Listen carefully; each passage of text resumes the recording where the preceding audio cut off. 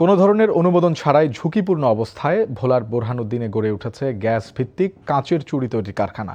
ফলে চরম ঝুঁকিতে পড়েছেন সেখানকার শিক্ষা প্রতিষ্ঠানের ছাত্রছাত্রী সহ সাধারণ মানুষ। নিরবিচ্ছিন্ন গ্যাস সংযোগ পেতে ব্যবহার করা হচ্ছে গভীর নলকূপ। ভোলা থেকে আফজাল হোসেনের পাঠানো রিপোর্টে বিস্তারিত।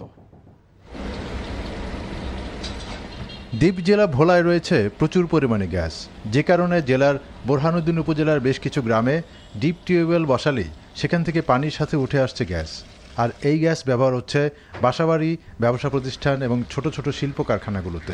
শত শত ডিপ টিউবওয়েল বসিয়ে পাইপের মাধ্যমে এসব গ্যাস নেওয়া হচ্ছে এক স্থান থেকে অন্য স্থানে।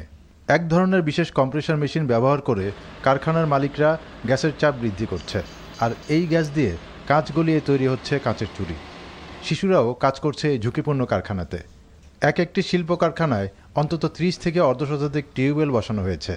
গ্যাসের পাশাপাশি অপচয় হচ্ছে ভূগর্ভস্থ বিশুদ্ধ পানি। কলের থেকে মনে করেন কম্প্রেসার দিয়ে আমরা গ্যাসটা উৎপাদন করে মনে করেন আমরা ব্যবহার করি আর কি।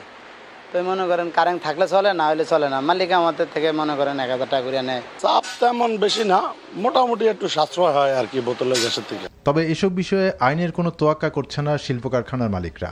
নিচ্ছে না সরকার কিংবা স্থানীয় ইউনিয়ন পরিষদ থেকে কোনো ধরনের অনুমতি। আইনে যে সমস্ত বিধিবিধান আছে ওই বিধিবিধান মেনে তো আর এখানে চিন্তা ভাবনা করা যায় না। তাদেরকে বহুবার তাগিদ দেওয়া হয়েছে, তারপর কিন্তু তারা ডেড ডেসিস আনে না, কিন্তু এইটা ডেড ডেসিস নিছে। আসলে তাদের এখানে কোনো সরকারি গ্যাসের সংযোগ নাই।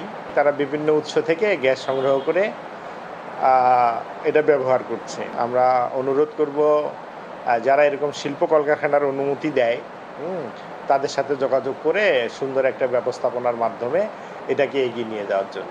স্থানীয়রা বলছেন, অবৈধভাবে এসব কলকারখানা গড়ে ওঠায় একদিকে গ্যাস এবং অপরদিকে ভূগর্ভস্থ পানির অপচয় হচ্ছে। অন্যদিকে আশপাশের শিক্ষা প্রতিষ্ঠানগুলোর কোমলমতি শিক্ষার্থী সহ বসবাসকারী মানুষদের জীবন পড়েছে চরম ঝুঁকিতে। তাই এসব প্রতিষ্ঠান পরিদর্শন করে আইনের আওতায় নিয়ে আসা জরুরি। NTV news desk.